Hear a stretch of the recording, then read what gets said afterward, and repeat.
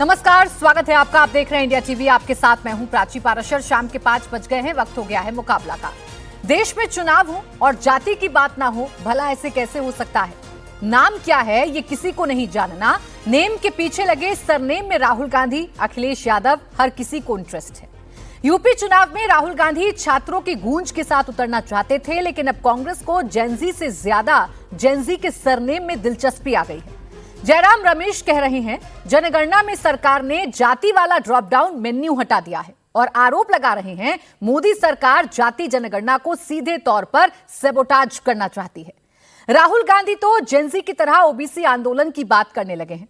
UP में राहुल और अखिलेश एक साथ हैं। भले ये बात उनके नेताओं को अभी तक समझ ना आई हो, लेकिन जाति के मुद्दे में अखिलेश यादव अपने पीडीए को लेकर खड़े हो गए हैं। वैसे ही अखिलेश के पीडीए में अभी तक ओबीसी को फिट नहीं किया गया है। यूपी में ओबीसी के 34 सांसद हैं। यूपी में लगभग 35% ओबीसी विधायक हैं। यानी यूपी में चुनाव जीतना है तो ओबीसी को साथ लेना होगा। क्या यही वजह है कि राहुल और अखिलेश अब ओबीसी वाले जाति कैलकुलेशन में लग गए हैं? या यूपी में कांग्रेस और समाजवादी पार्टी को समझ आ गया है कि यूपी में जेनजी वाला फॉर्मूला फिट नहीं होगा, इसलिए अब नया मुद्दा बनाना होगा। 27 से पहले 26 में जाति की गिनती शुरू हो गई है। कौन किस जाति का खास है, इसका कंपटीशन ऑन हो गया है। आज हम इसी पर करेंगे मुकाबला। आखिर जाति क्यों है जरूरी और क्या वाकई में सरकार जो है वो जाति जनगणना के नाम पर आई वॉश कर रही है? आखिर वास्तविकता क्या है? कांग्रेस इस पर एग्रेसिव क्यों है? इसी पर चर्चा करेंगे। खास मेहमान हमारे साथ जुड़ेंगे। शांतनु गुप्ता राजनीतिक विश्लेषक के तौर पर हमारे साथ पहले जुड़ गए हैं। बाकी अन्य मेहमान भी कुछ ही देर में हमें ज्वाइन करेंगे। शांतनु गुप्ता जी, कांग्रेस का आरोप आपने देखा होगा, सरकार का स्टैंड भी आपने सुना होगा। अब सच्चाई क्या है? क्या वास्तव में ही जातिगत जनगणना पर सरकार ने यू टर्न ले लिया है? देखिए, अच्छा हुआ आपने मुझे पहले ले लिया तो मैं थोड़ा विस्तार से बता पाऊंगा। देखिए, भारत में जो जनगणना है, जो सेंसस है, वो इंडिपेंडेंट भारत में 1951 में पहला सेंसस हुआ। 51, 61 नेहरू जी ने कराया, 71, 81 इंदिरा गांधी ने कराया, 91 वाला चंद्रशेखर जी के अंदर में हुआ, फिर अटल बिहारी वाजपेयी के अंदर में हुआ और 2011 में मनमोहन सिंह के अंडर में हुआ। 2021 वाला है वो कोरोना के चक्कर में कंप्लीट नहीं हो पाया। तो ये 7 सेंसस हुए हैं। इसमें कभी भी पूरा जाति सेंसस नहीं हुआ। कांग्रेस की सरकार ने कम से कम 4 सेंसस करवाए हैं, 5 सेंसस करवाए हैं और चंद्रशेखर जी की सरकार उनके अंडर में, कभी उन्होंने जाति सेंसस की बात नहीं आई। पहली बार भारत में एक इंडिपेंडेंट बड़ा जाति का सेंसस हो रहा है, पहली बार। दूसरी बात, 2011 में मनमोहन सिंह ने जब करवाया तो अलग से उन्होंने SECC इसको बोलते हैं, सोशियो इकोनॉमिक कास्ट सर्वे करवाया, जिसमें कोड्स थे SC को 1, ST को 2, फिर अदर्स 3। जो अभी वो कह रहे हैं कि ओबीसी का ड्रॉप डाउन क्यों नहीं है, ओबीसी का ड्रॉप डाउन तो SEC में नहीं था। और फिर उन्होंने अदर कास्ट ट्राइब को 4 दिया। अब उनकी मांग क्या है? उनकी मांग है कि ओबीसी का ड्रॉप डाउन क्यों नहीं है और कास्ट के पहले से प्री डिटरमाइंड कॉलम क्यों नहीं है, मतलब पहले से बता दें और उसी में एन्यूमरेट हो जाए, जनता अपना ना बता पाए। देखिए, मुझे इसकी जैसी मैं सोचता हूं, मुझे याद आती है 1901 में हर्बर्ट होप रिस्ले, जिसने ब्रिटिश काल में पहला कास्ट सेंसस किया, उन्होंने बिल्कुल ऐसे ही फोर्स किया।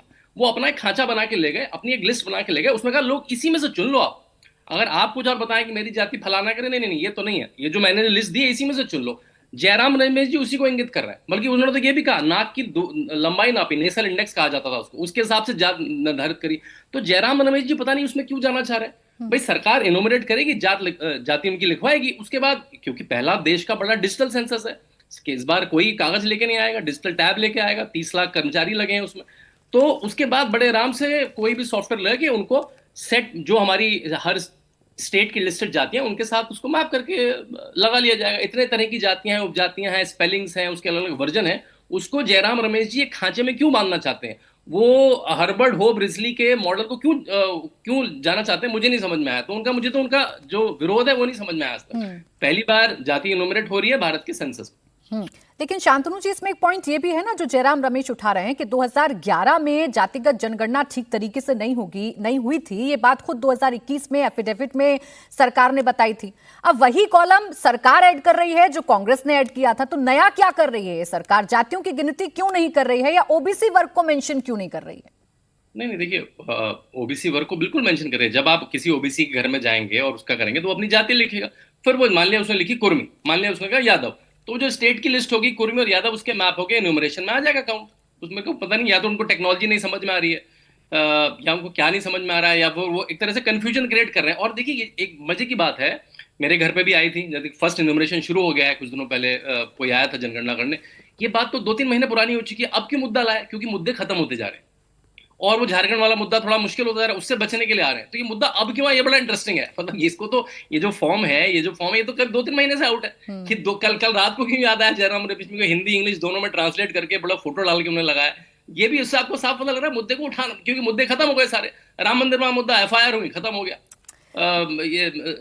जंतर मंतर वाला मुद्दा खत्म हो गया। झारखंड का मुद्दा बचा है, उससे निकालने के लिए उन्होंने नई बात लेके आ गए रातों रात कर। देखिए, सामने 27 की परीक्षा है और 27 में जातियों की बात नहीं करेंगे तो ना PDS सफल हो पाएगा, ना राहुल गांधी का फॉर्मूला सफल हो पाएगा। अब क्या वाकई में सरकार ने यूटर्न ले लिया है? प्रदीप भंडारी जी, आप खेल कर गए हैं। ये आरोप लगा रहा है विपक्ष आप पर कि आप खेल कर गए हैं। जाति जनगणना की बात करते करते आप हूबहू वही कर रहे हैं जो 2011 में हुआ था। आप आई वॉश कर रहे हैं, आप जाति गिनना नहीं चाहते हैं। देखिए, जयराम रमेश और कांग्रेस पार्टी को उत्तर प्रदेश की जनता सीरियसली नहीं लेती है, और मैं खुद ही प्रूव करूंगा कि जयराम रमेश खुद जयराम रमेश को सीरियस नहीं लेते। ये जयराम रमेश का ट्वीट है और मैं बताऊंगा ये पूरा का पूरा इनका प्रेमाइस कितना झूठा है। जयराम रमेश कहते हैं, पॉइंट नंबर 2 पे पढ़िए प्राची जी, कि micro questions on religion, date of birth, place of birth on parents have never been asked before. ये कह रहे हैं कि भाई ये चीजें नहीं कभी पूछी गई है। अब इतने बड़े झूठे हैं, 2011 यूपीए की SECC में father, mother, date of birth, religion पूछा गया था और इन सबको सार्वजनिक किया गया था। सेंसस एक्ट का सेक्शन 15 ये कहता है कि कोई भी जो जानकारी है वो राइट टू प्रिवेसी के अंदर किसी को सार्वजनिक नहीं की जाएगी। तो जो इनके 3 पॉइंट्स इन्होंने दिए उसमें से 2 पॉइंट तो झूठे ही हैं और पहला पॉइंट भी उसके प्रेमाइस के साथ स्टैंड नहीं करता है। तो कांग्रेस का काम सिर्फ और सिर्फ झूठ फैलाना हो गया है, क्योंकि कांग्रेस समझ चुकी है कि वो जो जाति के आधार पर बांटकर अपना उत्तर प्रदेश में खाता खोलना चाहती थी, अब वो नहीं हो पाएगा, क्योंकि एन्यूमरेशन सर्वे हो रहा है जिसमें कास्ट भी पूछी जा रही है। अब मुझे आप बताइए, किसी का भी फंडामेंटल राइट, जस्टिस चंद्रचूड़ की जजमेंट है कि भाई कोई भी व्यक्ति जाति लिखना चाहता है वहां लिख सकता है, पर वो ड्रॉप डाउन नहीं है, उससे क्या लेना देना है? टेक्नोलॉजी की बात है ये, और ये टेक्नोलॉजी की बात स्पष्ट करती है कि इट इज माय राइट। मैं ओबीसी हूं, SC हूं, ST हूं, वो मैं लिखूंगा और उसके ब्रैकेट में भी मैं लिख सकता हूं कौन सा है, पर ये मेरा राइट टू चूज और रिजेक्ट है, जिसको मैं नहीं ले सकता क्योंकि संविधान ऐसी बात करता है। और सुनिए, जहां कांग्रेस पार्टी के पास मौका था, ये तेलंगाना के अंदर कांग्रेस ने तेलंगाना कास्ट सर्वे किया प्राची जी, वहां पे 61% जो ओबीसी का पहले रिप्रेजेंटेशन था उसको कांग्रेस के सर्वे ने 50 से कम लेके आ गए। और जहां जहां उनको मौका मिला, कर्नाटका, तेलंगाना, तमाम जगह पे यूपीए में उन्होंने सिर्फ मुस्लिम रिजर्वेशन की बात करी।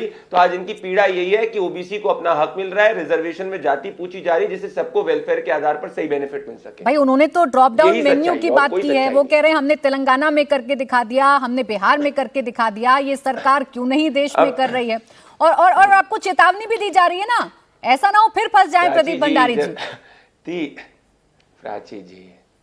प्राची जी, एक चीज मैंने आपको यही बताया ना, तीन ट्वीट्स, 3 बातें वो लिख रहे हैं, मैंने तो 2 आपको यही प्रूव कर दी कि झूठी है।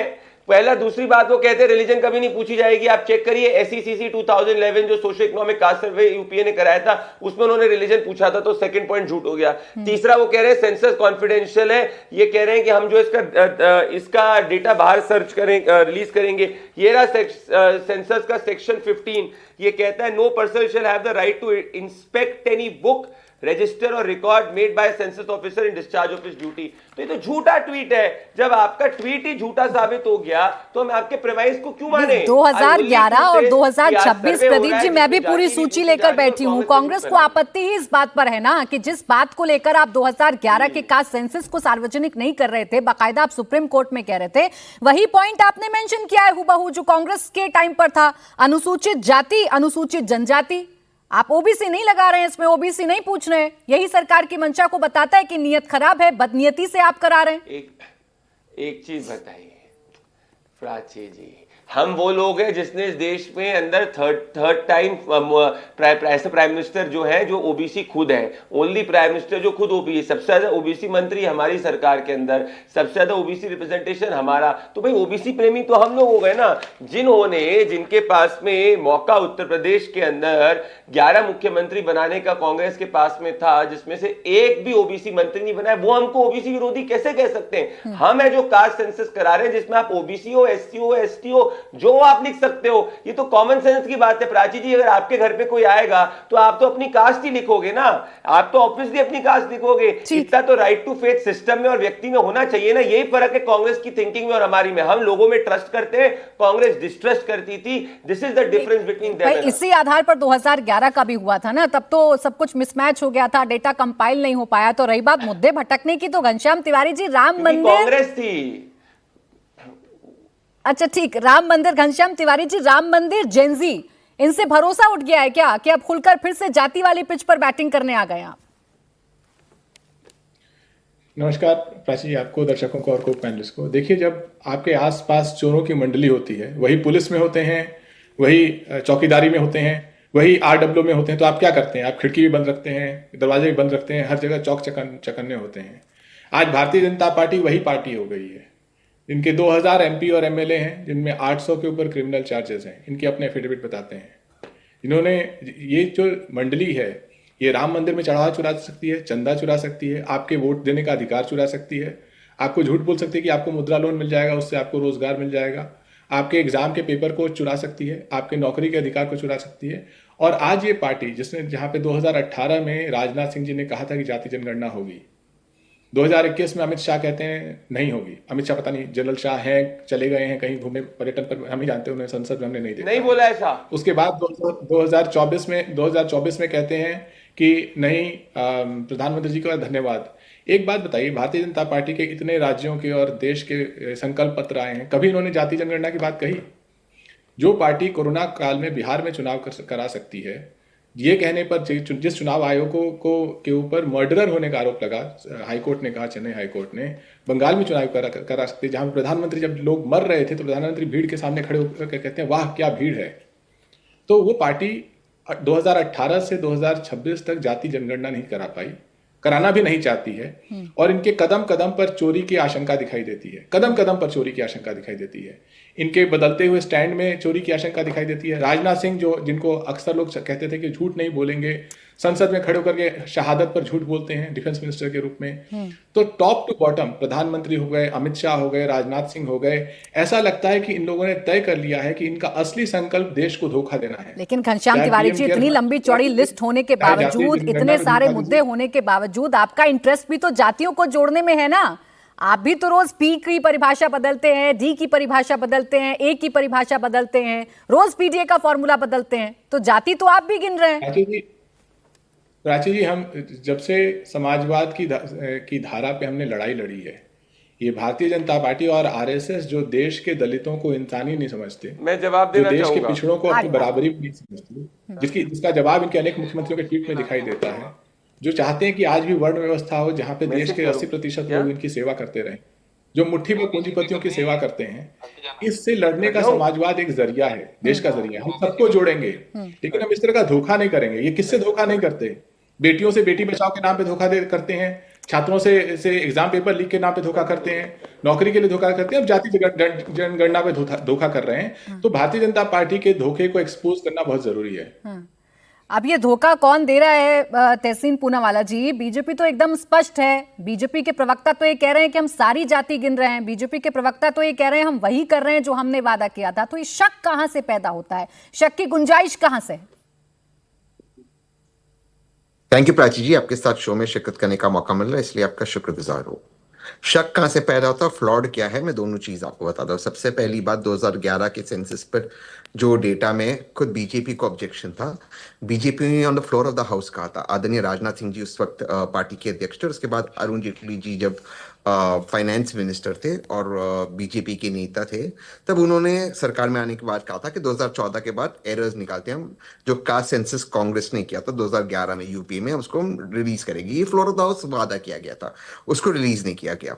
इसके बाद कहा गया था हम 2021 में कास्ट सेंसस करेंगे। मुझे फैक्ट चेक करना, दुनिया के जितने भी मुल्क है यूनाइटेड नेशंस के, सभी ने कास्ट सेंसस किया। कोविड को चलते से भारत ने नहीं किया, बाकी सारे देशों में कोविड नहीं आया था, सब में आया था, नहीं किया। यानी कि सबसे पहला शक इनको करना ही नहीं था। फिर अब मजबूर हो गए 2026-27 के अंदर करने को।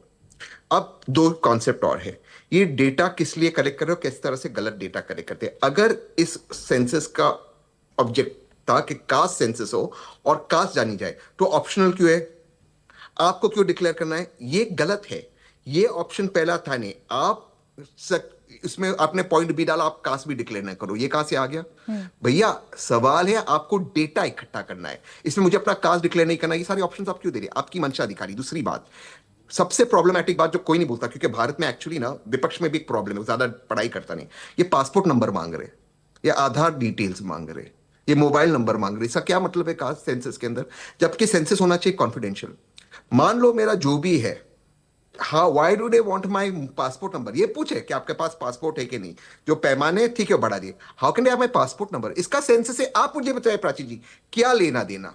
आप जो पूछना चाहिए कि आपकी कास्ट क्या है वो नहीं पूछ रहे हो, जो एक कास्ट सेंसस है। लेकिन तहसीन से पूछोगे आपका पासपोर्ट नंबर क्या, अगर वो कहेगा मेरा पासपोर्ट है।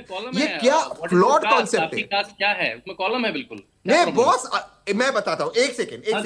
हाँ। अगर सेंसस कॉन्फिडेंशियल, एक सेकेंड सुनिए, अगर सेंसस कॉन्फिडेंशियल है शांतनु भाई, why the hell does the government want my passport number? इससे वो प्रोफाइलिंग कर रहे हैं, ये प्रोफाइलिंग कर रहे हैं। इसका कॉलम पे डिबेट कर सकते हैं, आधार का आपका डेटा लीक हुआ कॉलम है, पे डिबेट कर सकते हैं, लेकिन डिबेट है कि कास्ट सेंसस में, और आप झूठ बोल के निकल जा रहे हैं कास्ट भाई, उसमें कॉलम है मेरे भाई सेंसस फॉर्म में कॉलम है, व्हाट इज योर आप कास्ट। देखिए प्राची जी, जब भी कोई विपक्ष का बोलता कैसे बीच में रोका जाता है, क्योंकि देश की जनता, इंडिया टीवी की जनता आश्चर्यचकित होगी। मैं दो चीज का कंपैरिजन करके बात खत्म करूंगा। शांतनु भाई एक मिनट, अच्छा शांतनु भाई 30 सेकंड से ज्यादा नहीं लूंगा। लेकिन तहसीन जी, मैं 30 सेकंड से ज्यादा नहीं लूंगा। बस एक नहीं, मुझे रोका गया, मैं यील्ड नहीं कर रहा हूं। अरे नहीं, एक सेकंड बस तहसीन जी, देखिए आप मुद्दा नहीं तो आप पूछ लोगों रहे। ने कास्ट सेंसस का बनाया ना, कास्ट सेंसस पर आप Correct। लोग सवाल पूछ रहे हैं, और ये सरकार कह रही है हमारी मंशा मैं- बड़ी आपने साफ है। मंशा का पूछा भाई आप कॉलम पर आप अरे जितने इनकी प्रश्न मंशा का पूछे क्या जा करूं रहे हैं मैं? उस पर एक अलग बहस छेड़ सकते हैं, प्राची लेकिन जी- विपक्ष की नेताओं की तो प्राची नजर जी- जातियों पर है ना। करेक्ट। और भाजपा की भी, विपक्ष के नहीं, भाजपा की भी। भाजपा के अभी प्रवक्ता मेरे भाई प्रदीप, जिनको मैं मुबारकबाद देना चाहता हूं, उनको प्रमोशन मिला, वो भी चाटी ये पीट पीटे कहते हम कास्ट सेंसस करा रहे। बहुत बढ़िया। तो कास्ट सेंसस में आप कास्ट पूछ ही नहीं, आपके सामने वाले को कह रहे हो डिक्लेयर करे, और जिस चीज की आवश्यकता नहीं है कि अगर नहीं तहसीन जी दो अलग बातें हैं। पूछ रहे हैं, लेकिन उसमें एक कॉलम ये भी है कि अगर आप डिक्लेयर नहीं करना चाहते हैं तो आप डिक्लेयर ना करें, उसमें एक कॉलम ये नहीं तहसीन जी, SC ST वाला कॉलम है। सुनिए तहसीन जी, आज सुबह से 2011 और 2026 में क्या अंतर है, यही रिसर्च कर रहे हैं हम लोग। और जो कॉलम है उसमें जाति पूछी जा रही है, लेकिन उसमें एक कॉलम ये भी मेंशन है कि आप डिक्लेयर करना चाहते हैं कि नहीं करना चाहते हैं, वो भी SC ST वाले में। नहीं, मैं फिर आपको बताता हूं। प्रॉब्लम है कि जब कास्ट सेंसस हुआ, जो तेलंगाना का मॉडल था कास्ट सर्वे का, उसके अंदर आपको ऑप्शन दिए गए, तो उसमें से आपको सिलेक्ट करना था, ये आपकी कास्ट है। यहां पर आपको स्वयं डिक्लेयर करना है। इसमें फर्क है, क्योंकि इससे आपका डेटा में एरर आएगा, एरर आने के बाद आप उसको डिक्लेयर नहीं करोगे सार्वजनिक। एक, आपने तेलंगाना मॉडल को नहीं किया, एक सेकेंड। और दूसरा, जहां जरूरत नहीं है, फॉर एग्जाम्पल पासपोर्ट में आप वहां मजबूरी कर रहे हो कि आप डिक्लेयर करो, क्यों? तो आपने पासपोर्ट में वो नहीं दिया ऑप्शन कि आप डिक्लेयर मत कीजिए पासपोर्ट नंबर, समझे?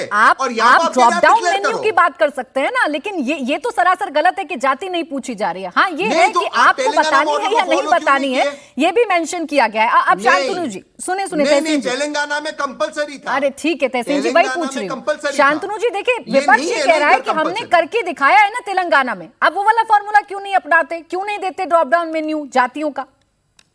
देखिए बिल्कुल, वो एक स्टेट का छोटा सर्वे था, वो सेंसस था भी नहीं, और उसमें आप कर सकते हैं। जब भारत के पूरे विशाल भारतवर्ष की बात आती है, जैसे मैंने कहा कि एक ही जाति के अलग नाम से होती है, अलग स्पेलिंग्स होती है, उसके अलग वर्जन्स होते हैं, तो उसको फोर्स फिट करना, मैं बार बार कहूंगा, अगर कोई इतिहास पढ़ना चाहे तो बिल्कुल रिजले मॉडल है कि मैंने आपको सेट कर दिया, आप इसी में से चुने। अगर आपकी स्पेलिंग अलग, अगर आप कुछ और कहना चाह रहे हैं तो वो मैं नहीं मानूंगा। भाई आप जनता से सुनिए ना, आप स्टेट कहने जा रहा है कि भाई मैंने तुमने लिस्ट दी, इसी में से चुन लो, या आप जनता से पूछने जा रहे हैं। जनता से पूछने के लिए सेंसस होता है, ना कि स्टेट एक थोपता है कि भाई मैंने तो सेट कर दी पहले से, इसमें से अगर आपको लेनी है तो ले लो कोई कास्ट। तो जनता कॉलम है बिल्कुल। देखिए मैं आपको फॉर्म फिर पढ़ के बताता हूँ, उसमें है SC ST, तो SC में टिक करो, ST में टिक करो, ठीक है। फिर उसमें कॉलम है कि आपकी कास्ट क्या है, आप उसमें अपनी कास्ट लिखिए, वो न्यूमरेट होगा। अगर आपको कास्ट नहीं बतानी है तो हम मना कर सकते हैं। ये 4 कॉलम है उसमें। और आप कह रहे हो ओबीसी नहीं है, भाई क्यों नहीं? जब कोई कुर्मी लिखेगा, कोई यादव लिखेगा, कोई ओबीसी कास्ट लिखेगा तो इन्यूमरेट हो जाएगी, वो इन्यूमरेट हो जाएगी। बहुत बेसिक सा एक्सेल में फॉर्मूला है, ये तो बहुत बड़े सॉफ्टवेयर में हो रही है। तो मेरे को अभी भी ट्रबल नहीं समझ में आया। अब वो दूसरे बहुत चेंज कर रहे हैं, पासपोर्ट नंबर की पूछ लिया, वो क्यों पूछ लिया, उसका भी उत्तर मैं दे दूंगा। एक सेकंड, मैं सिंपल जवाब देता हूं। अच्छा, बहुत जल्दी तहसीन जी, बहुत सिंपल। शांतनु भाई बहुत विद्वान है। मैं आदरणीय प्रधानमंत्री जी का उदाहरण देता हूं। आदरणीय प्रधानमंत्री जी की कास्ट वो चीफ मिनिस्टर बने, उसके पहले ओबीसी में नहीं थी, उसके बाद वो ओबीसी के अंदर आए। ठीक है, अब मान लो कई कास्ट कुछ स्टेट्स में ओबीसी है, कुछ स्टेट्स में नहीं है। अब मान लीजिए आप एक व्यक्ति को कहते हैं कि आप डिक्लेयर करो, उस बेचारे को यह भी नहीं पता होगा कि वो है ओबीसी नहीं है, क्या है। आपका कास्ट सेंसस का मतलब क्या था? जितने भी कास्ट है वो आदमी आइडेंटिफाई करे, आप ब्लॉकचेन में डालो जैसे तेलंगाना में हुआ, और उसके बाद आप उसको डेसिमेट करो तो आपको पता चलेगा एग्जैक्ट ओबीसी क्या है। यहां पर आपको एरर होगा। तेलंगाना में उसमें यह फर्क है, मैंने इसको बिल्कुल बेबी डाउन करते समझाया है। आप कह रहे हो हमारे पास वर्ल्ड क्लास सॉफ्टवेयर है, भैया वर्ल्ड क्लास सॉफ्टवेयर है तो आप उसको डिवाइड कीजिए ना, आप सारा डेटा इकट्ठा करें, उसके बाद उसको डिवाइड कीजिए एआई के मॉडल के हिसाब से। ये आपको कॉमन सेंस होगी, ये कॉमन सेंस नहीं है सरकार के पास। मुझे 10 सेकंड बस छोटा सा जवाब शांतनु जी, फिर राजकुमार जी जवाब दे भी। दिया। हाँ। तहसीन ने अपने आप भी जवाब दे दिया कि उस बेचारे उसको अपनी कास्ट ही पता है, उसको अपनी कास्ट नहीं पता है, लेकिन तहसीन कहेंगे नहीं नहीं नहीं, तुम्हें ये जो मैंने 22 लिस्ट दी है उसी में से करना पड़ेगा। ये तो आप थोप रहे हैं उसके ऊपर कास्ट, जो बिल्कुल अंग्रेजों का मॉडल था, आप उस पर कास्ट थोप रहे हैं कि ये लिस्ट है मेरे पास, आपको नहीं पता अपनी कास्ट, लेकिन आप तहसीन ने जो लिस्ट दी है उस पर अब होगा क्या, हर स्टेट की वो डिक्लेयर्ड ओबीसी लिस्ट है, डिक्लेयर्ड कास्ट लिस्ट है, कौन सी एससी की लिस्ट है, कौन सी एसटी की लिस्ट है, इससे तो और डेटा वैलिडेशन हो जाएगा, उस स्टेट की लिस्ट को डाल दिया जाएगा, उससे मैच हो जाएगा, जहां स्पेलिंग एरर होगी उन डेटा को एरर करके वेरीफाई कर लिया जाएगा, बड़ा आसान है। ठीक है, और खास आधार और पासपोर्ट नंबर से फर्दर अब राजकुमार राजन जी, क्या जो सबसे बड़ा मुद्दा विपक्ष के पास था सरकार के खिलाफ, वो मुद्दा छिन गया है, इसीलिए इसमें मीन मेक निकाली जा रही हैं और वो ढूंढा जा रहा है जो है भी नहीं? प्राची जी देखिए, देश में जिस तरह की अभी समस्या है और जो युवा सड़क पर है, सड़क पर युवा जो संघर्ष कर रहा है, आज ही आपने देखा होगा कि बिहार में जो मार्च आरजेडी के द्वारा निकला और किस तरह से वाटर कैनन के द्वारा माननीय विपक्ष के लीडर तेजस्वी जी के ऊपर वाटर फेंका गया और जिस तरह से विरोध किया गया, ये छात्रों पर 147 चलाई गई। यही सरकार, भाजपा की सरकार, यह सरकार की जो परंपरा है जनसंघ से लेकर अभी तक आप देखें, क्या यह जातीय जनगणना कराना चाहती थी? पूरे हिंदुस्तान के सामने लोकतंत्र में हमेशा संसद भवन में आवाज उठाते रहते कि जातीय जनगणना नहीं होना चाहिए, उसका विरोध किया। अंततः लालू जी ने जो संघर्ष किया, लंबे समय तक उन्होंने जो मांग रखी, अंततः विपक्ष को झुकना पड़ा और जातीय जनगणना के लिए तैयार हुए। लेकिन मैं कुछ छोटा सा उदाहरण देना चाहता हूं, उससे आपको समझ में आएगा कि इनकी मंशा क्या है। अब देखिए, 1994 में तमिलनाडु में जो आरक्षण लागू हुआ, उस आरक्षण को 50% से बढ़ा दिया गया और 9वीं अनुसूची में डाल दिया गया। जो कानूनी पचड़ा जो था आरक्षण बढ़ाने का, वह उसका समस्या का समाधान वही है। लेकिन बिहार में 2023 में जो जातीय जनगणना हुआ और वहां की जो सरकारें थी, आरजेडी और जेडीयू उसमें सरकार में थी, हमने मांग की केंद्र सरकार से कि आप आरक्षण को बढ़ाकर, जो सर्वे आया है, सामाजिक आर्थिक सर्वे आया है, उस सर्वे जो है वह मांग करता है कि आरक्षण को बढ़ाया जाना चाहिए, 50% से आप 65% कीजिए और 9वीं अनुसूची में डालिए। इसके लिए हमने धरना प्रदर्शन किया, मांग किया सरकार से, लेकिन सरकार नहीं मानी। सवाल यहां उठता है कि मंशा सरकार की क्या है? साफ मंशा है जातीय जनगणना के नाम पर जनता को ठगना। नहीं राजकुमार जी, मुझे बताएं ना कैसे ठग रहे हैं। मैं आपसे यही तो जानना चाह रही हूँ, वो कैसे ठग रहे हैं, कैसे ठग रहे हैं, ये तो जरा समझाइए ना। नहीं प्राची जी, यही मैं कह रहा हूं। हाँ। अगर सरकार सच में सामाजिक, आर्थिक, शैक्षणिक रूप से उन वर्गों के जो हाशिए पर खड़े जातियां हैं, जो पिछड़ी हुई जातियां हैं, जो अस्पृश्यता के से वर्षों तक जूझ रही जातियां हैं, उनका सर्वे अगर कराना चाहती है तो सच में समाज शास्त्रीय अध्ययन होना चाहिए, समाज शास्त्रीय सर्वे होना चाहिए। राजकुमार जी, आप तो अध्ययन की बात करने लगे, आप अध्ययन की बात करने लगे। अरे राजकुमार जी, जब पॉइंट नहीं है कोई आपके पास तो इस पर प्रश्न उठाने से मतलब क्या है? आपने पढ़ी है वो सूची, आपने सूची पढ़ी है सरकार क्या क्या पूछ रही है? नहीं, देखिए, जब सर्वे कर रही है सरकार, 10वें नंबर पर मेरे पास पूरा लिस्ट है। हाँ। मैं वो लिस्ट पढ़ रहा हूं। देखिए 10वें नंबर पर क्या है? क्या आप अनुसूचित जाति, अनुसूचित जनजाति या किसी अन्य जाति से हैं? हाँ। क्या जातियों का सर्वे आप कर रहे हैं? हाँ।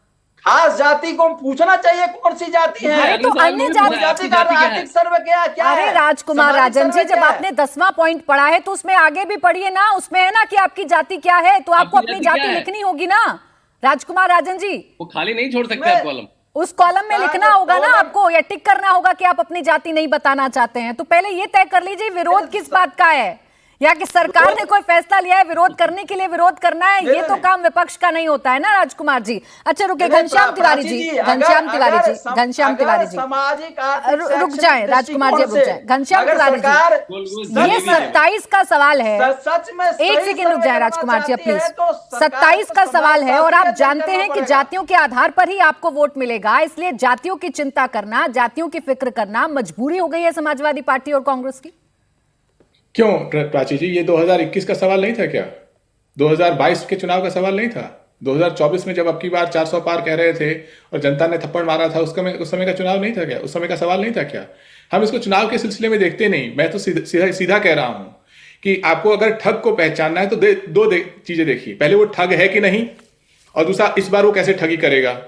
भारतीय जनता पार्टी जब से आरएसएस बना है, चाहे वो बंच ऑफ थॉट्स है, अन्य इनके मुख्य प्रचारकों के बयान है, संघ संचालकों के बयान है, ये देश की दलित और पिछड़ी जातियों के खिलाफ खड़े हुए लोग हैं। ये खिलाफत केवल उस समय की नहीं थी, ये खिलाफत आज भी मोहन भागवत के बयान में दिखाई देता है, वैद्य जी के बयान में दिखाई देता है, भारतीय जनता पार्टी के अनेक नेताओं के बयान में दिखाई देता है। और ये खिलाफत सिर्फ दिखाई नहीं देता है बयान में, इस बात में दिखाई देता है कि 2018 में अगर राजनाथ सिंह कहते हैं कि जातीय जनगणना कराएंगे, हम 2026 में वो जातीय जनगणना नहीं करा पाए। जो पार्टी जब से आई है वो सिर्फ इस देश के लोगों की जेब टटोल रही है हर तरीके से। क्या आपका वोटर कार्ड असली है? क्या आपका आधार कार्ड असली है? क्या आपका इनकम टैक्स असली है? ये देश के लोगों को चोर समझते हैं और हर तरीके से। अच्छा चले ठीक है घनश्याम तिवारी जी, एक सवाल का जवाब आप मुझे दें। 2024 जिसका जिक्र आप बार बार करते हैं, 2024 का चुनाव आपने किस नारे के तहत जीता था? वो पीडीए की जीत थी कि नहीं थी? आपने मेरी बात या तो सुनी नहीं या फिर उसको नहीं मैं सर और समझना चाह रही हूं। मैंने आपकी बात सुनी, मैं कह रहा हूं, मैंने आपकी बात सुनी, आप ही ने 2024 का जिक्र किया, 403 के तमाचे की आपने बात की, तो आप मुझे थोड़ा समझा देना इस पर। जो समाजवादी पार्टी उत्तर प्रदेश में चुनाव जीती, वो पीडीए के नारे की सफलता थी कि नहीं थी? देश के सबसे बड़े चुनाव में जहां पे प्रधानमंत्री हारते हारते बच गए, अयोध्या में ये लोग हार गए, देश की जनता क्या डर रही थी कि ये लोग जो लगातार उनको ठगते रहे हैं, ये लोग संविधान बदलने के लिए 400 की मेजॉरिटी चाहते हैं। संविधान क्यों बदलेंगे? क्योंकि ये आरक्षण नहीं देना चाहते थे। आज भी देश का गरीब पिछड़ा दलित जानता है कि भारतीय जनता पार्टी हर तरीके से ठग करके ये करना चाहती है। एक कोई जवाब दे दे मुझे, जिस पार्टी ने एक सेकंड जिस पार्टी ने 100 करोड़ लोगों का चेकअप करा दिया कि वो असली वोटर है कि नहीं, वो पार्टी 8 साल से 6-7 साल से देश में बीजेपी क्यों हारी, उसका विश्लेषण तो बीजेपी कर रही है। आप क्यों जीते ये तो बताएं ना। मैं तो समाजवादी पार्टी के नेता और खुद अखिलेश यादव के मुंह से कई बार सुन चुकी हूँ कि पीडीए की जीत थी। आप क्यों कहने में हिचकिचा रहे हैं? पीडीए की जीत थी कि नहीं? मैं तो कह रहा हूँ, मैं ये कह रहा हूं कि अगर आपको लगता है कि 2024 में जो भारतीय जनता पार्टी की हार थी और समाजवादी पार्टी की जो जीत थी वो पीडीए की पिछले दलित समाज की जीत थी, महिलाओं की जीत थी, उन युवाओं की जीत थी जिनका एग्जाम पेपर लीक हुआ, उन बेरोजगार युवाओं की जीत थी जिनको धोखा किया गया, तो सबकी किसानों की जीत थी। तिवारी जी, 2024 में मुझे बहुत अच्छे से याद है, पीडीए का मतलब पीड़ित दलित और अल्पसंख्यक था। पीड़ित दलित और अल्पसंख्यक था घनश्याम तिवारी जी। अगर मैं करेक्ट नहीं हूं तो प्लीज मुझे करेक्ट कर दीजिए। 24 में पीडीए का नारा क्या था, फुल फॉर्म क्या थी? पीड़ित दलित और अल्पसंख्यक। अब आप मेरी बात सुन लीजिए। हाँ। क्या इस मंच पर बैठ करके हम उन किसानों को धूमिल कर देंगे जिन्होंने मोदी सरकार के खिलाफ लड़ाई लड़ी? क्या हम एक सेकंड, आप बीच में टोकिए मत आप प्लीज। मैंने आपको बीच में नहीं टोका। आप मुझे पूरा वाक्य बोलने दीजिए। हाँ, बोले। यहाँ बैठ करके, यहाँ प्लीज बोले यहाँ बैठ करके एक वाक्य में कोई जजमेंट नहीं सुना सकता कि 2024 में जो भारतीय जनता पार्टी करारी हार हुई थी वो समाज के हर तबके ने उन्हें हराया था, समझे? तो इसलिए यहाँ पे बैठ करके एक ठग को ये घनश्याम तिवारी जी यहाँ कोई जजमेंट नहीं सुना रहा है। घनश्याम तिवारी जी आप बेवजह नाराज हो रहे हैं, यहाँ कोई जजमेंट नहीं सुना रहा। मैं तो आपके पार्टी के नेताओं के आधार पर आपसे प्रश्न पूछ रही हूँ, और अगर आपको ये जजमेंट लगता है, अगर आपको जजमेंट लगता है तो प्लीज करेक्ट कराइए ना उन नेताओं को। मैं तो रोज अखिलेश यादव जी को सुनती हूँ, रोज आप पीडीए की जीत बताते हैं, आपके नेता पीडीए की जीत बताते थे, और आज पीडीए पर सवाल पूछ रही हूँ तो आप कह रहे हैं कि आप जजमेंट सुना रही हैं। पीडीए आपका हिट फॉर्मूला था ना, जाति गिनी आपने, गिनी की नहीं गिनी? फिर मैं बोलूंगा। गिनी की नहीं? 4 बार वही सवाल पूछ रही है, मुझे एक वाक्य का जवाब नहीं देने दे रही। मैं इसलिए पूछ रही हूँ आपसे घनश्याम तिवारी जी 4 बार वही सवाल, क्योंकि आपके नेता पीडीए कहते हैं और आप कुछ और कहते हैं। 5वीं बार इसलिए पूछ रही हूं। 5वीं बार कैसे? मैं 10वीं बार भी यही सवाल पूछूंगी घनश्याम जी। लेकिन आप मुझे 2 वाक्य तो दीजिए बोलने के लिए। बोले। आप 10 बार बोल लीजिए, मैं उसके बाद बोलूंगा। बोले घनश्याम तिवारी। नहीं होगा। क्या आपने कभी भी अखिलेश यादव जी को कहा कि हमारी जीत में युवा शामिल नहीं थे, किसान शामिल नहीं थे, देश की बेटियां शामिल नहीं थी, देश के गरीब लोग शामिल नहीं थे, गरीब सवर्ण लोग शामिल नहीं थे? इस देश में जिसके साथ ठगी हुई है पिछले 12 साल में, सब लोग हमारी जीत में शामिल थे। वो दर्शक भी शामिल थे जिनको रोज इस सरकार की भक्ति में प्रोग्राम दिखाए गए, लेकिन सच उनके साथ जो बीत रहा था कि ना उनके पास रोजगार था, ना एग्जाम का ठिकाना था, ना अन्य सुविधाएं थी, वो दर्शक भी शामिल थे। तो हम क्यों यहाँ बैठ करके इस बहस को सिर्फ एक धुरी पर लेकर के जाएं? मैं तो सिर्फ क्या कह रहा हूं, तिवारी जी, मैं अब देखिए आपकी बात आ गई, आपने सब तबकों की बात कर दी। घनश्याम तिवारी जी, मैं भी तो यही बात कर रही थी। आप लोगों ने ही पीडीए का नारा दिया था, आपने ही इसको चमकाया था। इस सवाल पूछने पर इतनी नाराजगी ठीक नहीं है। और उस वक्त पिछड़ा, दलित और अल्पसंख्यक ही था, मुझे याद है, बहुत अच्छे से याद है। 24 का चुनाव हमने भी कवर किया है। अब वो पीडीए में पी बदलता रहता है, ए बदलता रहता है, वो बात अलग है। अब आप उसे समावेशी बनाना चाह रहे हैं, कोई बात नहीं, उसका विस्तार करना चाह रहे हैं, लेकिन बात तो जातियों की थी ना, बात तो जातियों की थी। आप दलितों को गिन रहे थे, आप अल्पसंख्यकों को गिन रहे थे। देखिए, मैं इसका एक साधारण जवाब देता हूं। मैंने अभी थोड़ा सा रिसर्च किया। पिछले 4,500 दिन की मोदी सरकार के शासन में आपके टीवी ने कितने तरह की बहसें दिखाई? तो आया कि भाई 70% बहस हिंदू मुस्लिम विवादों पे हुई। तो क्या बाकी मुद्दे आपके लिए महत्वपूर्ण नहीं है? मैं ये कह रहा हूं कि अगर आप एक धुरी को लेके चलेंगी और बाकी धुरियों को छोटा करेंगी, तो ये दर्शकों के लिए भी ठीक नहीं है और उन मुद्दों के लिए भी ठीक नहीं है। घनश्याम जी, मैंने छोटा नहीं किया है। घनश्याम जी, मैं तो आपके नेताओं को कोट कर रही हूँ। अगर वो कोट करना, छोटा करना है तो मैं करेक्ट कर लेती हूँ। मैं पीडीए की बात कभी नहीं करूंगी। मैं पीडीए की कभी बात नहीं करूंगी सर, मैं पीडीए की कभी बात नहीं करूंगी। इतनी नाराजगी पीडीए पर, मुझे लगता नहीं था समाजवादी पार्टी के नेताओं को पीडीए पर इतनी नाराजगी हो जाएगी। रही बात समावेशी सोच की, और जितना रिसर्च आपने हमारे डिबेट्स पर कर लिया, पार्टी की रणनीति पर कर लीजिए, पीडीए की फुल फॉर्म पर कर लीजिए, बेहतर होगा आपके लिए। शांतनु गुप्ता जी, आप करेक्ट कर दीजिए जो अभी घनश्याम तिवारी जी जिस बात पर नाराज हो रहे हैं। क्या पीडीए की सफलता नहीं बताते अखिलेश यादव इसे? जी बिल्कुल, और पीडीए को वो अलग अलग तरह से लेके भी आते हैं। जब जैसे आपने कहा 2024 में वो पिछड़ा दलित आदिवासी से शुरू हुई, फिर किसी ने शायद उनको बताया कि आदिवासी तो उत्तर प्रदेश में 1-2% है, तो वो उसको फिर अल्पसंख्यक पे ले गए, फिर उसको आदि आबादी पे ले गए, अगड़े पे ले गए, पी से पंडित हो गया, सारे कॉम्बिनेशन लगा लिए। देखिए, अखिलेश यादव की जो राजनीति है फॉर्मूले की राजनीति है, कोई विजन की राजनीति नहीं है कि मैं ये करूंगा, भाई मैं इन जातियों को जोड़ूंगा और सरकार बनाऊंगा। तो उनको केवल अपने एमवाई से एक्सपैंड करना है। एमवाई से एक्सपैंड कैसे करेंगे? क्योंकि अब जो गेम है वो 40-45% की हो चुकी है, वो केवल 30% पे खड़े, 35% पे पड़े, तो उनको और जातियों को लाना पड़ेगा। उनका जो जातियों के साथ वैमनस्य रहा है, जब मायावती जी की और सपा की सरकार अलट पलट होती थी, तो जो यादव समाज की और दलित समाज की जो बिल्कुल एक लड़ाई होती थी समाज में, गांव में, हमने देखी है सबने वो। तो उनको एक्सपैंड करना है, तो उसमें वो पी से क्या होगा, डी से क्या होगा, ए से क्या होगा, मैं आपको लिख के दे रहा हूं। अभी हमने 6-7 फुल फॉर्म सुन चुके हैं, आपको कम से कम 1 दर्जन फुल फॉर्म और मिलेंगी 2027 तक। तो यानी अब प्रदीप भंडारी जी, पीडीए में सब कुछ समावेशी हो गया। पी फॉर पंडित भी इनके पास चले गए, डी फॉर दलित भी इनके पास चले गए, ए फॉर अल्पसंख्यक चले गए, अगड़ा चले गए, महिला चले गए, सब इनके पास है। आपके पास बचा क्या प्रदीप भंडारी जी? देखिए प्राची जी, जो एमवाई वाले हैं, जो मंडे को पीडीए का फुल फॉर्म जो है वो कुछ और रखते, ट्यूसडे को कुछ और रखते, वेंसडे को अलग रखते, थर्सडे को अलग रखते, फ्राइडे को अलग रखते, सैटरडे संडे छुट्टी मनाते हैं। उनको नहीं पता उत्तर प्रदेश के जनमानस की असली मूड क्या है। इनका असली पीडीए में सिर्फ पी परिवार है, इसीलिए इनके मेजॉरिटी परिवार का चाचा चाची काका काकी सब जो है वो संसद के अंदर ही एमएलए बने। ये घनश्याम तिवारी क्रिमिनल केसेस की बात कर रहे थे, 80% जो समाजवादी पार्टी के एमपीज है उन पे कोई ना कोई क्रिमिनल केस चल रहा है। पर मैं मुख्य बात पे आऊंगा। मुख्य बात क्या है, अगर आप देखिए कि इनको समझ में आ चुका है कि जो ये मुद्दा चढ़ावा चोरी का उठा रहे थे वो मुद्दा फ्लॉप हो चुका है, इसीलिए जाकर इनको वापस से जाति याद आ गई। फिर कल इनको जब पता चलेगा अरे जितना भी पिछड़ा दलित है वो सब भारतीय जनता पार्टी के विकास के साथ में, तो फिर नया फॉर्मूला अप्लाई कर लेंगे। इसके गोलपोस्ट शिफ्ट करने से स्पष्ट हो रहा है कि इनके पास विकास करने की बात नहीं है, ना उत्तर प्रदेश का कुछ विजन है। जैसे ये एक झूठ फैला रहे थे कि भाई कास्ट सेंसस के अंदर जाति नहीं है, ये रहा point number ministry of home affairs का 14 अगस्त का नोटिफिकेशन। अगर आप ध्यान से देखेंगे SC/ST/कास्ट, तो जब स्लैश कास्ट आती है उसमें बट नेचुरल जो ओबीसी है वो अपनी कास्ट को भरेगा। तो इनको क्या पता है भाई, इनने 70 सालों तक जो है जाति जनगणना की बात नहीं करी, जो एमवाई के आधार पर रहे, बाकी के सब ओबीसी समाज को इन लोगों ने सिर्फ और सिर्फ प्रताड़ित करा, ना उनको रिप्रेजेंटेशन दिया। थानों के अंदर भी सिर्फ एक जाति को रिप्रेजेंटेशन दिया, सिर्फ और सिर्फ एमवाई की राजनीति करने वाले ये नहीं बता सकते। और ये कांग्रेस पार्टी के साथ अलायंस करते हैं, जिस कांग्रेस पार्टी ने तो बहुत कुछ बता सकते हैं। प्रदीप भंडारी जी, आजकल तो अखिलेश यादव जी बहुत कुछ बता रहे हैं। जो शायद अभी तक आपको नहीं पता होगा वो अखिलेश यादव जी को पता है। उनको पता है कि आपके गठबंधन में आप कितनी सीटें किसको दे रहे हैं। आप आरएलडी को, सुभाषपा को, निषाद पार्टी को, अपना दल को कितनी सीटें दे रहे हैं, ये भी पता है अखिलेश यादव जी को।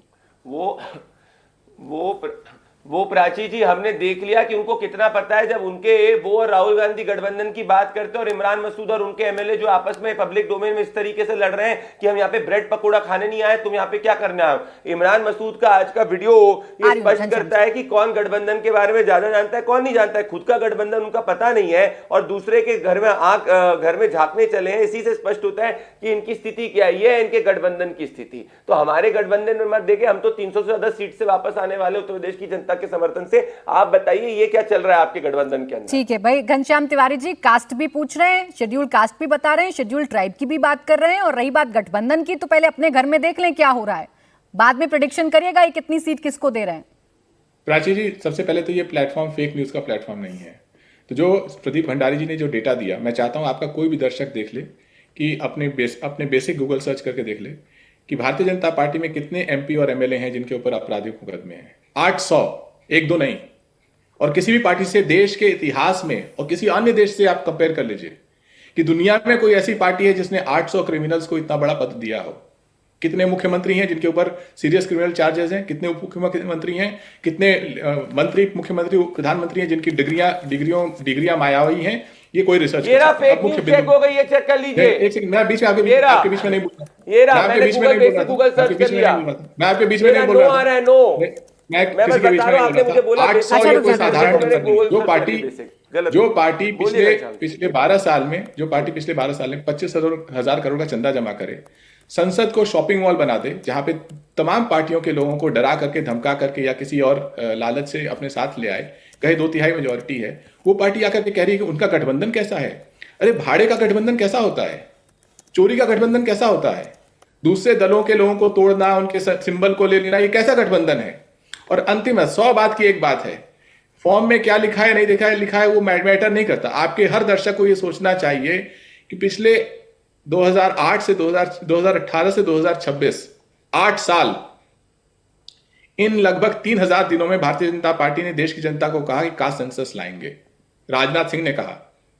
इन 8 सालों में जो पार्टी नहीं ला पाई, आपको क्या लगता है कि वो आपके कास्ट सेंसस की हिफाजत के लिए नहीं ला रही है? वो आपको ठगने के लिए नहीं ला रही है। ये पार्टी मुट्ठी भर पूंजीपतियों की पार्टी है जो नहीं चाहती कि इस देश में समाजवाद की धारा मजबूत हो। तिवारी जी, अब देखिए जो लिखा हुआ है वो आपको मैटर नहीं करता, जो गजट नोटिफिकेशन सरकार की तरफ से जारी की गई है वो आपको अगर मैटर नहीं करता तो फिर मैटर क्या करता है? फिर ये सरकार कैसे बताए आपको? 8 साल ये सरकार कैसे बताए आपको? जो 8 सालों में नहीं हुआ, जो 8 सालों में नहीं हुआ, वो अगर आज होने जा रहा है, तो इसमें घनश्याम तिवारी जी हम बहस इस बात पर करें कि 8 साल क्यों नहीं हुआ, या इस बात पर बहस करें कि अभी हो रहा है तो उसमें क्या बेहतर हो सकता है और क्या गलती सरकार कर रही है?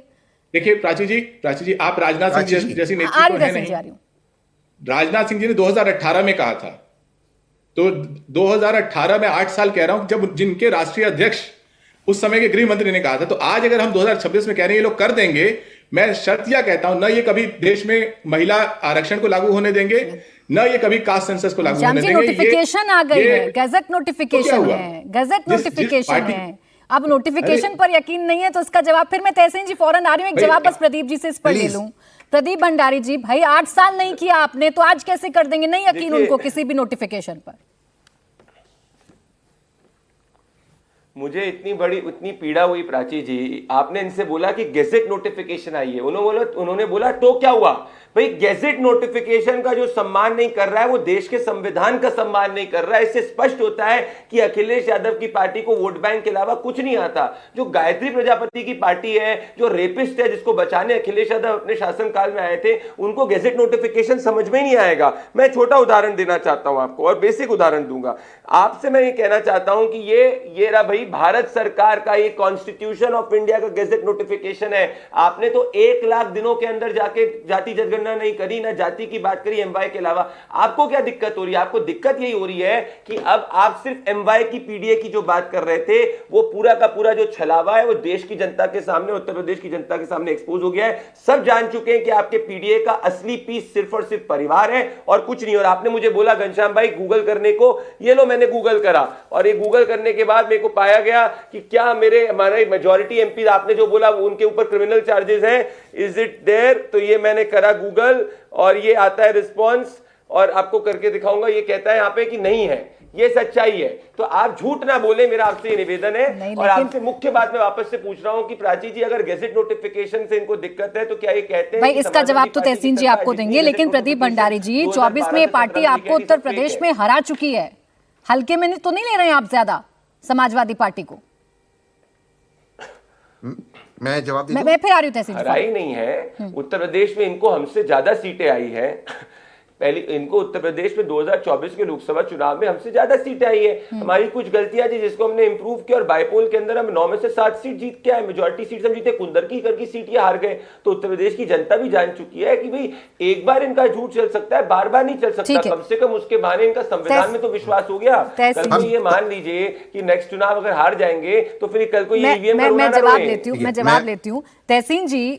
ये क्या यही मुद्दा है, क्या यही सबसे बड़ी प्रॉब्लम है कि सबसे बड़ा हथियार जो सरकार के खिलाफ आप लोग उपयोग करते थे, जाति नहीं गिनती है सरकार, जाति नहीं गिनती है सरकार, अब जब गिन रही है तो आपको लग रहा है सबसे बड़ा हथियार कहीं हाथ से ना निकल जाए, तो इसमें अब आइए कुछ इफ एंड बट्स ढूंढते हैं।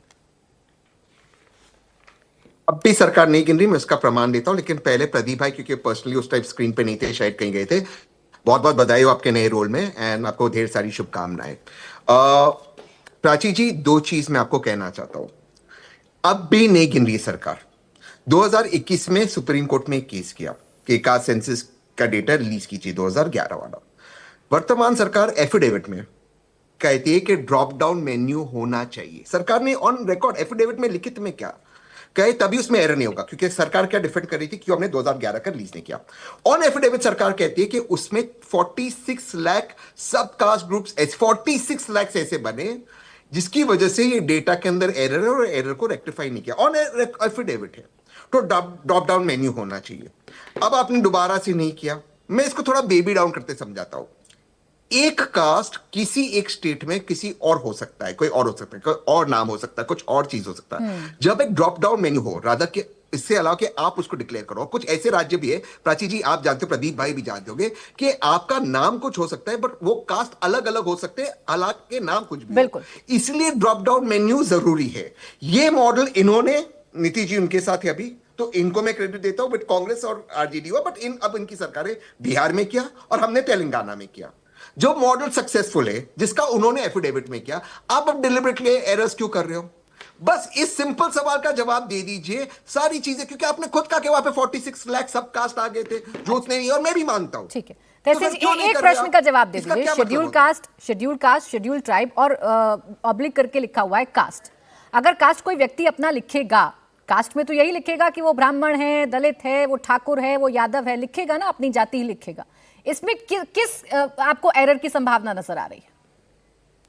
क्योंकि जो ओबीसी कास्ट है, हम एससी और एसटी के अंदर बात नहीं कर रहे, हम कर रहे हैं ओबीसी। ये ओबीसी कास्ट सेंसस मेन है, उसके अंदर बहुत सारे ग्रुप्स ऐसे हैं जो ओबीसी एक स्टेट में होते हैं, दूसरे स्टेट में नहीं होते, और उसी कास्ट का नाम कोई और होता है दूसरे स्टेट के अंदर। फॉर एग्जांपल, माननीय प्रधानमंत्री जी का कास्ट बिहार में अलग है, बट कास्ट वही एक ग्रुप, उसको अलग नाम से कहा जाता है। इसीलिए ड्रॉप डाउन मेन्यू खुद सरकार ने कहा था 2021 में होना चाहिए, और बिहार में किया नीतीश जी ने हमारे साथ, बट अब भाजपा की सरकार तेलंगाना में किया। ये ड्रॉप डाउन मेन्यू होता, आप उसको सिलेक्ट करते, अब आप खुद से करते, उसमें एरर होगा, क्योंकि इन्होंने कहा एक 11 के सेंसस में 46 लाख अलग कास्ट ग्रुप बन गए। तो अगर वो बन जाते हो, एरर रेक्टिफाई नहीं होगा, तो आपका कास्ट सेंसस भाई प्रदीप जी, जिस प्रक्रिया में आपको 2011 में खामियां नजर आ रही थी, वही प्रक्रिया 2026 में आपको ठीक क्यों लग रही है? और एफिडेविट दिया इसलिए क्योंकि अब डिजिटल एन्यूमरेशन हो रहा है। 2011 में मैनुअल एन्यूमरेशन हो रहा था, अब डिजिटल एनालिसिस होगा, एआई टूल्स है, तमाम डेटा के टूल्स है जिसके अंदर आप डिजिटली एनालाइज कर सकते हैं। 2011 के अंदर एआई का जमाना नहीं था, डिजिटल जमाना नहीं था, इसलिए मैनुअल था, इसीलिए वो मैनुअल की बात हो रही थी। पिछले 1-2 सालों के अंदर हमने एआई का, डेटा का इस्तेमाल इतना ज्यादा यूज कर लिया है कि इसकी जरूरत नहीं है। द टूल्स विल अपने आप डेटा एन्यूमरेशन करने वाले। पॉइंट नंबर 1, हम तेलंगाना जैसे नहीं कर रहे कि तेलंगाना के अंदर जो 61% ओबीसी समाज का रिप्रेजेंटेशन था उसको तेलंगाना की सरकार ने इतना गलत तरीके से किया, मैनुअल तरीके से किया कि 49% पे उन्हें ओबीसी समाज को अंडर रिप्रेजेंट किया और मुस्लिम समाज को ज्यादा रिप्रेजेंटेशन देने की बात करी। नवंबर 2025 की मैं बात कर रहा हूं। तो भाई इनमें और हम में यही फर्क है। और मैं बेसिक बात पूछ रहा हूं प्राची जी, क्या हमें हमारे सिटीजन्स पे ट्रस्ट नहीं होना चाहिए कि क्या हमें हमारे सिटीजन्स पे ट्रस्ट होना चाहिए? कोई भी बेसिक पॉलिसी या तो ट्रस्ट पे बनती है, ट्रस्ट डेफिसिट पे बनती है। हम ट्रस्ट पे बनाते हैं इसीलिए लाखों करोड़ों की डीबीटी पहुंचा जाते हैं, हम ट्रस्ट पे बनाते हैं इसीलिए लीकेजेस नहीं होती। ये ट्रस्ट डेफिसिट पे बनाते हैं इसलिए इनके समय में लीकेज होती है। और इनने जब सर्वे किया, भले वो तेलंगाना हो गया या भले वो कर्नाटक हो गया, हमने देखा कि क्या वहां पे ओबीसी समाज की स्थिति है। तो इसलिए नहीं इस बार ड्रॉप डाउन कर रहे हैं। ये तो कह रहे हैं बिहार जैसा कर दीजिए, और बिहार जैसा करने में तो अब आपको, मैं आ रही हूँ तहसीन जी, बिहार जैसा करने में तो आपको अब दिक्कत नहीं होगी। बिहार में जिन्होंने कास्ट सेंसस करवाया था उनके साथ ही आप सरकार में हैं, तो बिहार जैसा कर दीजिए। हर जगह का मॉडल, हर मॉडल से बेस्ट लर्निंग्स होते हैं और उस मॉडल से आप कुछ सीखते हैं। तो जो जिस मॉडल की अच्छी लर्निंग होगी उससे हम सीखकर इंश्योर करेंगे कि जो जेन्युइन रिप्रेजेंटेशन है, जो ग्राउंड का रिप्रेजेंटेशन है, वो डेटा के माध्यम से आए। और अगर तहसीन को या किसी को भी लगता है कि भाई सही तरीके से नहीं हो रहा, तो कोर्ट जा सकता है, कोर्ट के अंदर एक पिटीशन दाखिल कर सकता है और कोर्ट के अंदर कोर्ट अगर उनकी बात को सुनता है, सरकार अपना कोर्ट के अंदर जवाब देगी। पर अभी मुख्य बात है कि प्राची जी, एआई और डेटा के जमाने पे वी हैव टू इंश्योर के मॉडर्न तरीके से, बेहतर तरीके से करें जिससे कि कोई लीकेजेस नहीं हो और गलत रिप्रेजेंटेशन ना हो। तहसीन पुणे वाला तो एआई का काफी इस्तेमाल करते हैं, उनको तो स्वागत करना चाहिए जो सरकार कर रही है, ना कि बाबा आदम के जमाने में जाना मैनुअल एनुमरेशन। तहसीन जी, क्या आपको ये यकीन नहीं है कि भारत के नागरिकों को अपनी जाति नहीं पता, वो अपनी जाति नहीं लिख सकते? मुझे यकीन है वर्तमान सरकार ने, मुझे यकीन है, मुझे पूरा यकीन है वर्तमान सरकार ने एफिडेविट में क्या 46 लाख सब कास्ट ग्रुप बने एक्स्ट्रा। लेकिन उसके एक चीज मैं कहना चाहता हूं, प्राची जी प्लीज, मैं 30 सेकंड के बाद बात नहीं करूंगा। मैं एआई में इन्वेस्ट भी करता हूं, यहाँ पे जितने भी लोग हैं मैं एआई में इन्वेस्ट भी करता हूं। एआई बनता है डेटा के ऊपर। अगर ये पहली बार कास्ट सेंसस हो रहा, क्योंकि जो 2011 का सेंसस है, इन्होंने एफिडेविट पर कहा उसमें डेटा में एरर था, तो आपने डेटा लाया कहां से एआई को उसको छानने के लिए? वो डेटा लाया कहां से? यही तो डेटा जाएगा 2036 में। भाई एआई यूज करने के लिए बेस होता है डेटा, वो डेटा कहां से आया? और अगर आपके पास पहले से डेटा था जो 2011 का बेस हो सकता है डेटा, तो वो डेटा आप रिलीज क्यों नहीं करते? वो बता दीजिए डेटा, क्योंकि आपने खुद का रिलीज नहीं हो सकता। 46 लाख एक्स्ट्रा कास्ट ग्रुप बन गए, उसके अंदर एरर है, तो या तो एरर है आप उसको यूज नहीं कर रहे, तो डेटा कहां से आपके पास ये बता दीजिए, और किसने डाला ये डेटा अंदर? वरना एआई कैसे करेगा मेरे भाई? दे दे प्रदीप भंडारी जी, छोटी सी क्वेरी है उनकी, फिर राजन जी और शांतनु जी आ रही हूँ। नहीं, मेरा एक सवाल है प्रदीप एक भंडारी। सेकंड राजन जी, बस एक छोटा जवाब दे दे एआई पर। एक फिर आ रही हूँ राजन जी, आ रही हूँ। हाँ बोले प्रदीप जी। बोले प्रदीप भाई। नहीं, मैं कह रहा हूँ तहसीन भाई की जो क्वेरी है वो बिल्कुल किंडरगार्टन वाली क्वेरी है। और वो ऐसी क्वेरी है जो व्यक्ति एनालिसिस और डेटा नहीं समझता है। मैं इसमें क्या जवाब दूं भाई? जब कोई चीज, मैं छोटा सा एग्जांपल आपको दे रहा हूं, मैं वापस से विजुअल रिप्रेजेंटेशन तहसीन जी को आऊंगा। मैं चाहूंगा कि कैमरा पर्सन भैया जरा जूम कर लो आप जरा। ये तहसीन भाई ध्यान से आप देखना प्लीज। हाँ, ये नोटिफिकेशन है 14 अगस्त 2026 का, पहले का नहीं है। मैं चाहता हूं प्राची जी जरा आप प्लीज ध्यान से इस चीज को देखें। 10वें कॉलम में SC/ST/कास्ट, CAST कास्ट, ये हमने कहा है। कास्ट में हमने कोई स्पेसिफिक नहीं दिया, मतलब किसकी जो भी समाज का रिप्रेजेंटेशन है वो यहां पे कर सकता है। तो क्या तहसीन पुणे वाला झूठ बोलेंगे उनकी कास्ट क्या है? क्या मान लीजिए प्रदीप भंडारी बोलेंगे उनकी कास्ट क्या है? क्या इस देश के आदमी को झूठा कांग्रेस पार्टी बोलना चाह रही है? जब इस देश का आदमी करेगा, एआई टूल्स उसका इस्तेमाल करेंगे, उस डेटा से एनालिसिस करेंगे और रिजल्ट पे लेके आएंगे। 40 क्या, आप तो इसमें 40,000 तक आप इसमें एनुमरेशन कर सकते हैं। तो तहसीन भाई, देश के नागरिक को झूठा मत कहो, देश के नागरिक पर अविश्वास मत करो। मुझे पता है तेलंगाना में आप लोग फेल हो गए मुस्लिम रिप्रेजेंटेशन बढ़ाने के लिए, पर देश को झूठा मत बोलो, ये मेरा निवेदन है। देश के गरीब को झूठा मत बोलो, देश के ओबीसी को झूठा मत बोलो, ये मेरा रिक्वेस्ट है। आप बताइए, इस डिबेट से आपको क्लियर हुआ कि नहीं हुआ कि सरकार कास्ट पूछ रही है और हर कास्ट के बारे में जानकारी सरकार के पास होगी? नहीं प्राची जी, मूलभूत सवाल पर तो आप चर्चा ही नहीं कर रही है। अच्छा, ये नहीं था सवाल? डिजिटल तौर तरीके से सर्वे कराया जाएगा। जरा सोचिए, 2011 के जनगणना के अनुसार देश में 87%, 87% साक्षरता दर पुरुषों की है और 74% साक्षरता दर स्त्रियों की है। और बिहार जैसे पिछड़े राज्यों में तो 61% साक्षरता दर है। अब ये तो सर्वे है और जातीय जनगणना के अनुकूल यह तथ्य है, और ये तथ्यों के अनुकूल जरा सोचिए कि डिजिटली जो है कितने वर्ग हमारे जो गांव देहात में रहते हैं, शहर से दूर रहते हैं, राजकुमार जी, अभी तक कास्ट नहीं पूछ रही सरकार, इस पर दिक्कत थी, अब डिजिटल करा रही है, इस पर दिक्कत है। ये तो गोल पोस्ट बदलना हो गया। दिक्कत कठिनाई है, कठिनाई तो है, कैसे इसका तो फिर ये सवाल पूछिए ना, फिर ये भ्रम क्यों फैला रहे हैं कि सरकार कास्ट नहीं पूछ रही है? पहले ये क्लियर कर लीजिए, सरकार कास्ट पूछ रही है, ये ठीक है ना? नहीं नहीं प्राची जी, शहर में रहकर बात करना अलग बात है, गांव देहात में शहर गांव की बात नहीं कर रही, मैं अभी देश की बात कर रही हूँ। सुने राजन जी, शहर गांव में अभी सुने